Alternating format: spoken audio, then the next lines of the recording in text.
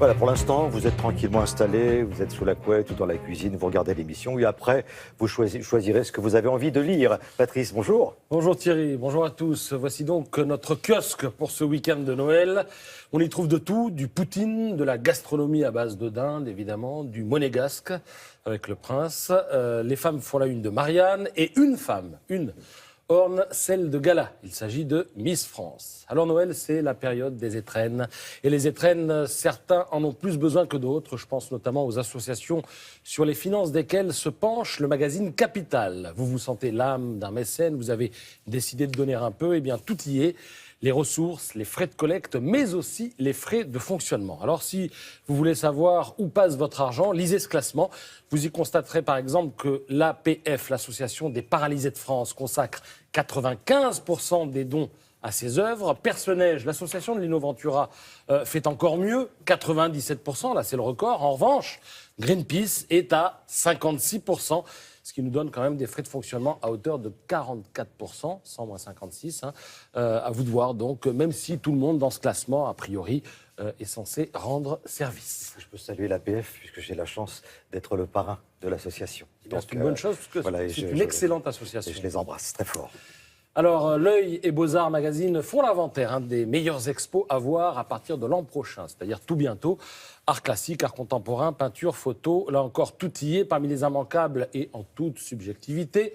Vermeer, ce sera au Louvre à partir du 22 février prochain, à ne pas louper, car en temps normal, il faut savoir que seuls 2 tableaux de Vermeer sont présentés au Louvre. Il s'agit de La Dentelière et de L'Astronome. Au Centre Pompidou de Metz, Walker Evans. Alors, c'est à partir du 26 avril. On aura sans doute l'occasion d'en reparler, mais ça aussi, c'est du gros. Ça nous renvoie à l'Amérique profonde des années 30. Alors, à l'époque, on est en plein New Deal. L'administration américaine décide d'envoyer 15 photographes sur le terrain. Ils sont chargés de dresser le portrait de l'Amérique en pleine dépression. Et alors, parmi ces photographes, eh bien, il y avait le mythique Walker Evans. Ces clichés témoignent d'une Amérique paumée dont Beaux-Arts croit pouvoir s'autoriser à dire qu'elle fait écho à l'actualité.